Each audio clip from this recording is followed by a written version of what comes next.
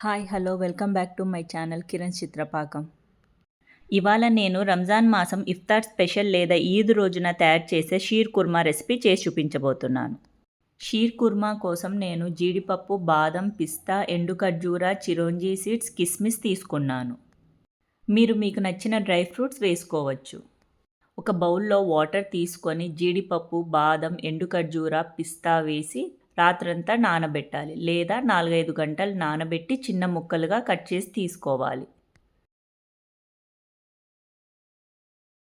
ఒక ప్యాన్లో 2 టేబుల్ స్పూన్ల నెయ్యి కరిగించాలి.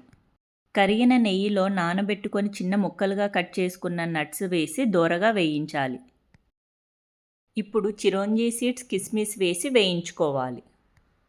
చిరోంజీ సీడ్స్ ప్రత్యేకమైన రుచిని ఇస్తుంది. షీర్ కుర్మాలో తప్పక వేస్తారు.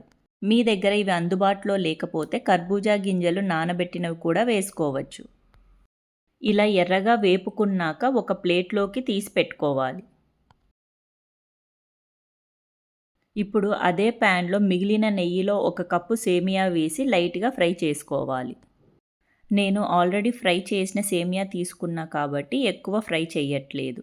మీరు నాన్ ఫ్రైడ్ సేమియా తీసుకున్నట్లయితే గోల్డెన్ బ్రౌన్ కలర్ వచ్చే వరకు ఫ్రై చేసుకోవాలి. ఈ షీర్ కుర్మాలో వేసే సేమియా చాలా సన్నగా ఉంటుంది. నార్మల్గా మనం యూస్ చేసే సేమియా కాదు. రంజాన్ మాసంలో ఏ స్టోర్లో అయినా ఇవి దొరుకుతాయి. మనం తీసుకున్న 750 ml పాలకి 1 కప్పు సేమియా సరిపోతుంది. మరీ ఎక్కువగా తీసుకుంటే హల్వాలా అవుతుంది. అడుగు మందంగా ఉన్న గిన్నెలో నేను 750 ml పాలు తీసుకున్నాను. అంటే 3/4 లీటర్ పాలు. ఇక్కడ నేను ఫుల్ క్రీమ్ మిల్క్ తీసుకున్నాను. పాలను కలుపుతూ పొంగు రానివ్వాలి. తర్వాత ఇక్కడ నేను 200 గ్రామ్స్ కండెన్స్ మిల్క్ వేస్తున్నాను. ఈ కండెన్స్ మిల్క్ వేయటం వల్ల మన sheer kurma rich taste and creamy texture వస్తుంది. మీరు పంచదార అయినా వేసుకోవచ్చు. పంచదార వేయటం వల్ల పాలు పల్చబడతాయి. మీరు పంచదార వేయాలనుకుంటే పాలను ఎక్కువసేపు మరగనివ్వాలి. మీరు మిల్క్ మేడ్ బదులు పంచదార వేసుకోవాలంటే 750 ml పాలకి 100-150 గ్రామ్స్ పంచదార సరిపోతుంది.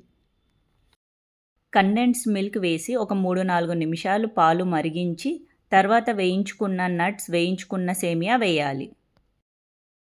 ఇప్పుడు ఒక హాఫ్ స్పూన్ ఇలాచీ పౌడర్, ఒక చిటికెడు కుంకుమ పువ్వు వేసి ఒక 5 నిమిషాలు మరిగించి స్టవ్ ఆఫ్ చేయాలి. షీర్ కుర్మా చల్లారే కొద్దీ చిక్కబడుతుంది కాబట్టి పాలు కొంచెం ఎక్కువే ఉండేలా చూసుకోవాలి. అవసరమైతే సర్వ్ చేసే ముందు మరికొన్ని వేడి పాలు కలుపుకోవచ్చు. మీరు ఇందులో ఇష్టం ఉంటే 1 స్పూన్ రోజ్ వాటర్ వేసుకోవచ్చు. ఎంతో రుచికరమైన షీర్ కుర్మా రెడీ అయ్యింది. మీరు ఈ రెసిపీ ఒకసారి ట్రై చేసి ఫ్యామిలీ అండ్ ఫ్రెండ్స్తో ఎంజాయ్ చేయండి.